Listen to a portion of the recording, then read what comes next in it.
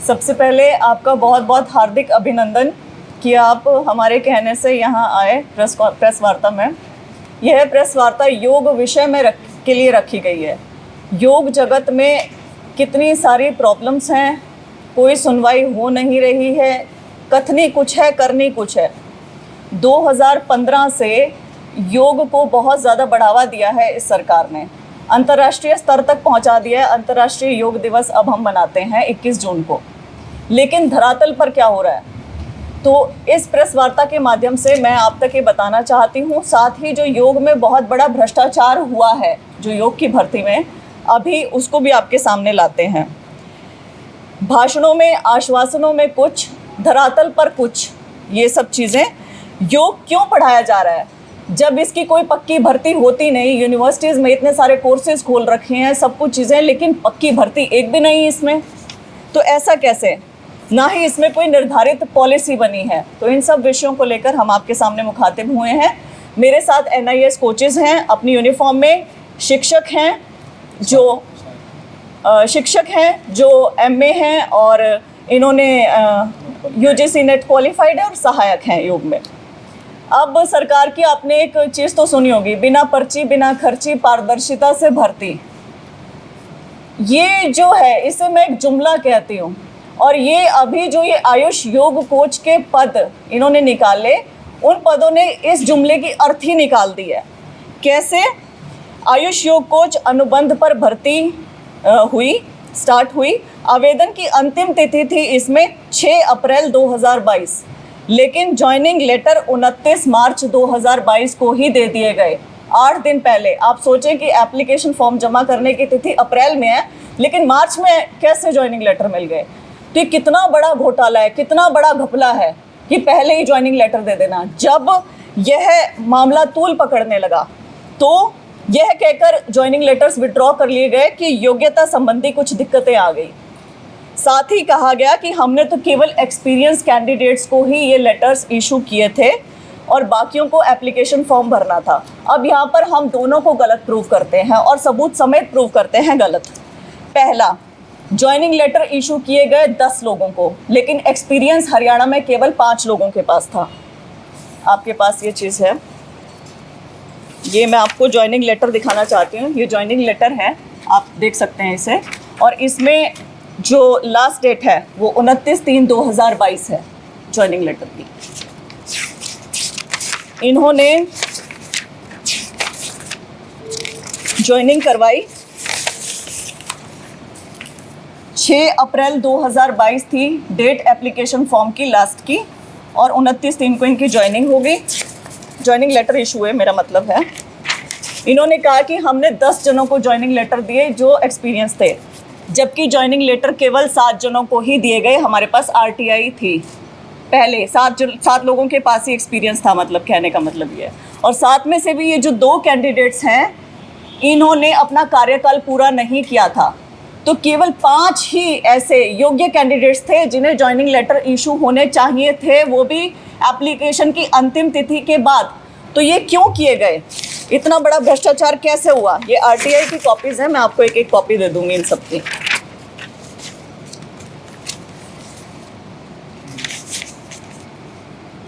छह अप्रैल 2015 को ये भर्ती आई थी, योग कोच के नाम से खेल विभाग ने निकाली थी। उस टाइम पर ये भर्ती विड्रॉ कर ली गई थी। इसके बाद 2022 में भर्ती निकाली गई हरियाणा कौशल रोजगार निगम के द्वारा, अनुबंध पर, ये ठेके पर ये भर्ती निकली है। इसमें लेकिन जब ये दोबारा भर्ती निकली तो क्वालिफिकेशंस बदल दी गई। जो पहले क्वालिफिकेशन थी उसमें ग्रेजुएशन चाहिए थी, NIS कोच को मान्यता दी गई थी, लेकिन इसमें इन्होंने इतना बड़ा खेल कर दिया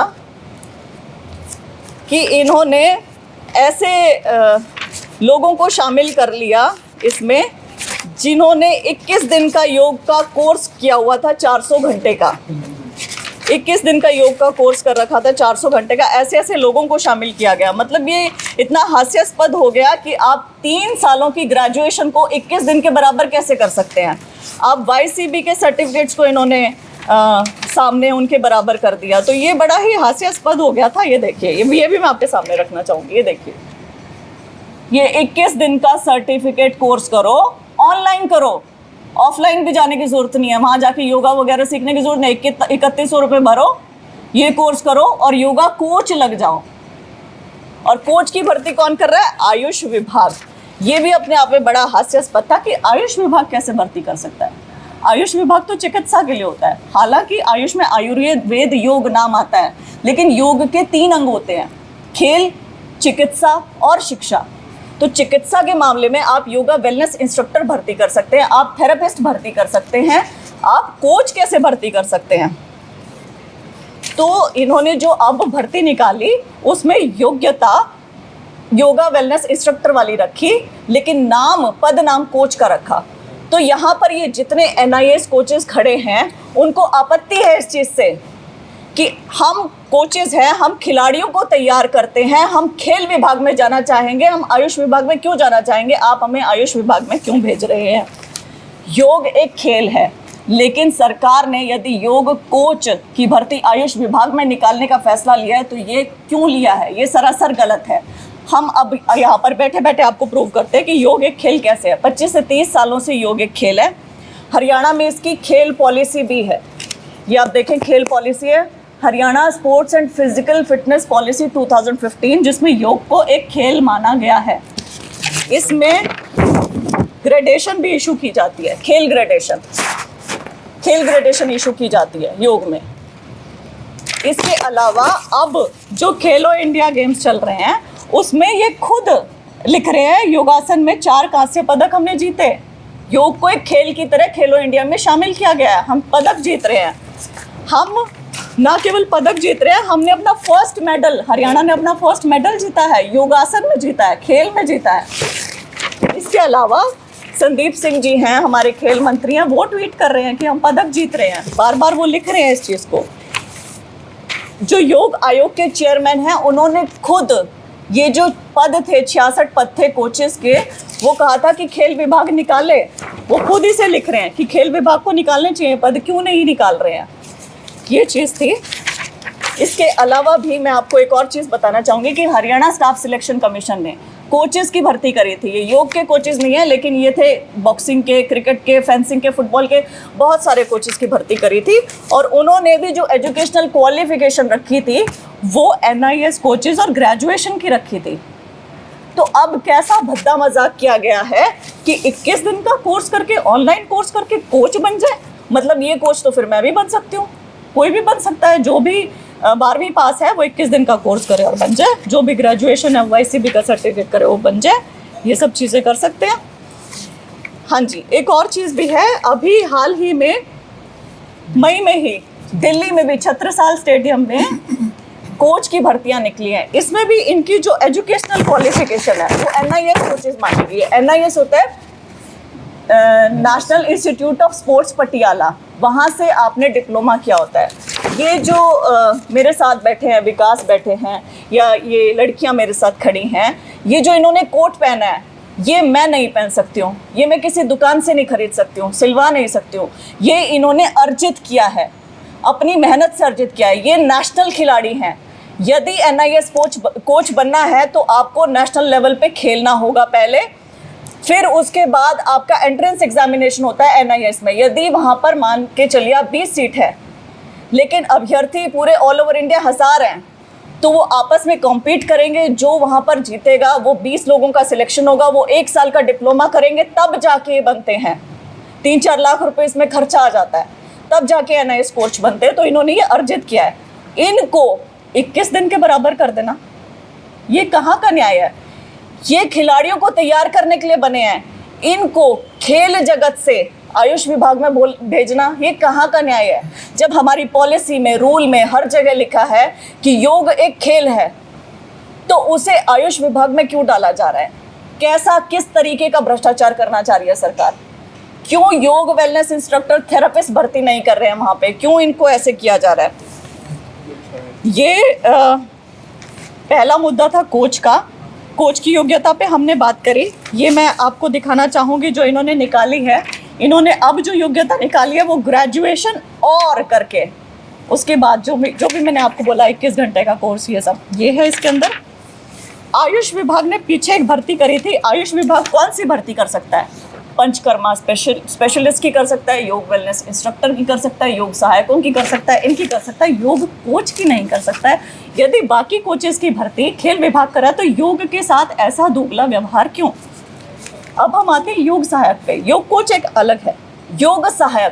योग सहायक 2015 में हमने पहला योग दिवस मनाया था। यहाँ पर हरियाणा सरकार ने हरियाणा में 6500 व्यायामशाला, योग व्यायामशाला खोलने का निर्णय लिया था। उन्होंने आश्वासन दिया था, भाषण में कहा था कि हम 6500 व्यायामशाला खोलेंगे, हर गांव में एक व्यायामशाला होगी और हर व्यायामशाला में योग शिक्षक होगा, योग सहायक होगा। 1000 योग सहायकों की भर्ती का इन्होंने वादा किया था 2015 में और ये वादे चलते ही रहे। 2015 के बाद 21 जून 2016 को ये वादा हुआ सेम, 21 जून 2017 को ये वादा हुआ, 18 को ये वादा हुआ, 19 को ये वादा हुआ, 20 को ये वादा हुआ, 21 को ये वादा हुआ और अब मैं कहती हूँ 21 जून 2022 को भी सेम वादा होगा।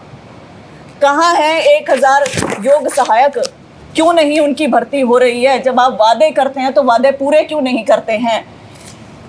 इनकी 1000 सहायक की भर्ती के लिए कहा था, 500 के करीब अनुबंध पे भर्ती हुई और वो भी 1.5 साल या 1.5 साल में वो भी हटा दिए गए। फिर इनके बाद इनकी सेवाएं ली गई मुफ्त में। 2020 और 21 में कोविड काल के दौरान इन्होंने मुफ्त सेवाएं दी। इन्होंने कोविड मरीजों का इलाज किया योग के द्वारा और इन्हें एक पैसा नहीं दिया गया। इन्हें ये कहा गया कि आयुष विभाग आपकी भर्ती करेगा, जिसके ऊपर कोई एक्शन नहीं लिया जा रहा है। No action has been taken on it yet. योग शिक्षक, अब योग शिक्षक है 2022 और 23 के सत्र में कह तो दिया है कि योग एक अनिवार्य विषय और पढ़ाएंगे। पढ़ाएगा कौन? आपने तो कह दिया कि हम योग पढ़ाएंगे, लेकिन पढ़ाने के लिए क्या आपके पास योग शिक्षक हैं? नहीं है।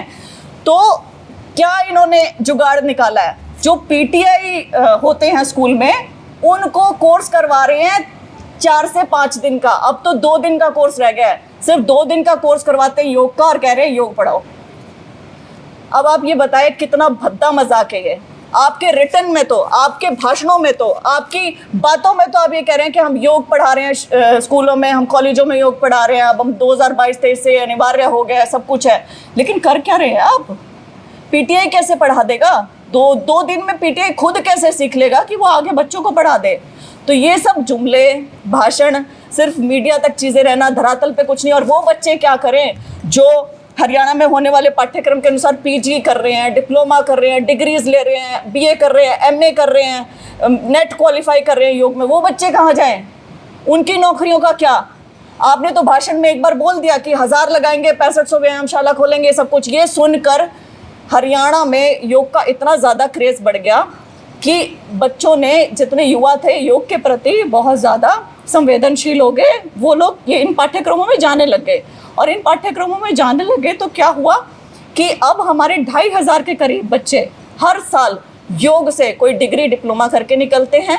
यदि हम अपने बच्चों को देखें जो हरियाणा के अलावा पड़ोसी राज्यों में योग कर रहे हैं, तो वहाँ पर भी इनकी संख्या यदि जोड़ी जाए तो 30,000 के करीब है। और यदि एक साल में हम देखते हैं तो 1 लाख से ज़्यादा धारकों की संख्या हो चुकी है जिनके पास योग की डिप्लोमा है, डिग्री है, सब कुछ है। कहाँ जाए वो? ये होता है, फ्यूचर टेंस में बातें होती है। योग शिक्षकों की भर्ती होगी, एसोसिएट प्रोफेसर लगाएंगे हम कॉलेजेस में, शिक्षक लगाएंगे हम, ये करेंगे वो करेंगे, लगाएंगे हम, ये करेंगे हम, ये करेंगे, ये सब चीज़ें चल रही हैं, फ्यूचर टेंस में चल रहा है। प्रेजेंट में क्या है? अब 21 तारीख को फिर वही जुमले आ जाएंगे, सब कुछ हो जाएगा। तो हमारी मांग क्या है यहाँ पे? इम्पॉर्टेंट मांग ये है कि आप जितना बोल रहे हैं कथनी में, वो करनी में लेकर आएं। योग में रोजगार हेतु एक निर्धारित पॉलिसी बनाई जाए। कोई भी पॉलिसी नहीं है अभी योग जगत को लेकर, रोजगार को लेकर। योग एक चिकित्सा है, योग एक खेल है, योग एक शिक्षा है और उसी के अनुसार इन बच्चों की एजुकेशनल क्वालिफिकेशन डिसाइड की जाए कि वेलनेस इंस्ट्रक्टर बनना है तो ये आपको चाहिए, ये बनना है तो ये विभाग आपकी भर्ती करेगा। पॉलिसी एक निर्धारित हो। योग कोच की भर्ती केवल और केवल खेल विभाग कर सकता है, आयुष विभाग नहीं कर सकता उसकी भर्ती। ये सिंपल क्लियर फैक्ट है। इसे ज़बरदस्ती आयुष विभाग में ना लेके जाएं। जब सभी कोचेस की भर्ती खेल विभाग करता है तो योग के साथ ऐसा दोगला व्यवहार क्यों नहीं होना चाहिए किसी भी हालत में। आयुष विभाग योग वेलनेस इंस्ट्रक्टर की भर्ती कर सकता है, थेरेपिस्ट की भर्ती कर सकता है, तो वो करे। इसके अलावा 6500 योग व्यायामशालाओं की आपने घोषणा की थी 2015 में बनाने की, वो बनाई जाएं और हर एक योग व्यायामशाला में ये योग सहायकों की नियुक्तियां हो। 1000 योग सहायकों की नियुक्तियां कही थी, मैं कहती हूँ 6500 की करो, जब आपने 6500 बोले थे। तो हर पीएचसी में, प्राइमरी हेल्थ सेंटर में योग वेलनेस इंस्ट्रक्टर की भर्ती हो, हर स्कूल में योग शिक्षक नियुक्त हो, कॉलेज में योग एसोसिएट प्रोफेसर नियुक्त हो, और पीटीआई से योग शिक्षकों का काम ना लिया जाए। पीटीआई का वो काम नहीं है, पीटीआई से ना किया जाए। ये जुगाड़बाजी छोड़ दे हरियाणा सरकार, बोलती कुछ है करती कुछ है।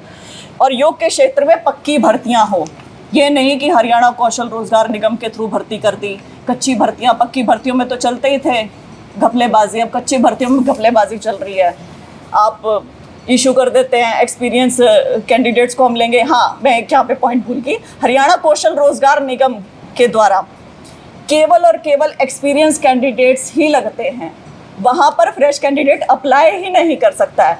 तो ये भी एक बहुत बड़ा मसला था कि आपने कहा कि हम 10 एक्सपीरियंस कैंडिडेट को लगा रहे हैं, तो लगने ही जब एक्सपीरियंस कैंडिडेट थे तो लास्ट डेट की वेट कर लेते। आपको पहले इतना जल्दीबाजी मचाने की क्या ज़रूरत थी। इसी के साथ मैं आपको बताना चाहूँगी कि योगा के प्रमोशन में, ये आरटीआई के द्वारा प्राप्त है, योगा के प्रमोशन में कितने पैसे खर्च हो रहे हैं। मैं 2020 और 21 के बताऊँगी, 15 करोड़ 50 लाख रुपए खर्च हुए सिर्फ योगा के प्रमोशन में। धरातल में आप देखें, धरातल पे क्या हो रहा है। ये एनआईएस कोचेस बैठे हैं, 2017 से एनआईएस कोच हमारा प्रोग्राम स्टार्ट हुआ था। 17, 18, 19, 20, 21 5 बैच हो चुके हैं। 5 बैचेस में से एक भी बच्चा नहीं लगा है, एक भी बच्चा नहीं लगा है। योग सहायक बैठे हैं हमारे साथ, 1.25 साल इनकी सेवाएं लेने के बाद इनको बाहर कर दिया गया। फिर कोविड काल में इनकी सेवाएं ली गई मुफ्त में, कुछ नहीं दिया गया, ये बैठे हैं। इसके अलावा योग शिक्षक बैठे हैं हमारे साथ, पोस्ट ग्रेजुएशन कर चुके हैं, नेट क्वालिफाइड है, लेकिन शिक्षकों की कोई भर्ती नहीं निकल रही है। तो मैं यहाँ आपके माध्यम से इनको भी कहना चाहूँगी, यूनिवर्सिटी में जो बच्चे पढ़ रहे हैं योग, कि आप क्यों पढ़ रहे हो ये, जब आपको हरियाणा सरकार ले ही नहीं रही है कहीं पे, जब आपकी कोई पक्की भर्ती हो ही नहीं रही है, जब केवल ये चीज़ें ऊपरी तौर पे हैं, धरातल पे कुछ है ही नहीं, तो क्यों ये कोर्सेज हरियाणा सरकार करवा रही है हमारी यूनिवर्सिटीज़ में, क्यों ये बच्चे ये कोर्सेज कर रहे हैं। अब मैं आपके सवाल आमंत्रित करूंगी। सबसे पहले आपने जो कहा कि मार्च में ही कुछ लोगों को ज्वाइनिंग देगी जी, तो क्या लगता है उसमें क्या सरकार के कुछ अपने चहेते लोग थे या किस तरीके के वो लोग थे जिन लोगों को ज्वाइनिंग दी? ये तो बिल्कुल ऑब्वियस है कि वो सरकार के ही चहेते लोग होंगे और बैकडोर एंट्री रही होगी। तो इसको तो मैं मान के चलूँगी, क्योंकि केवल 5 ही लोगों के पास एक्सपीरियंस था, बाकी अन्य 5 लोग उन्होंने कौन से लगाए होंगे, तो वो उनके चहेते रहे होंगे। बिल्कुल, यहाँ पूर्ण रूप से भ्रष्टाचार हुआ है, और ये कहते हैं मुझे बिल्कुल डर नहीं लग रहा है। आपको क्या लगता है ये किसी व्यक्ति या संगठन को फायदा पहुंचाने के लिए किया जाता है? देखिए, ऐसा है कि संगठन को जो वरीयता देती है वो हरियाणा सरकार देती है।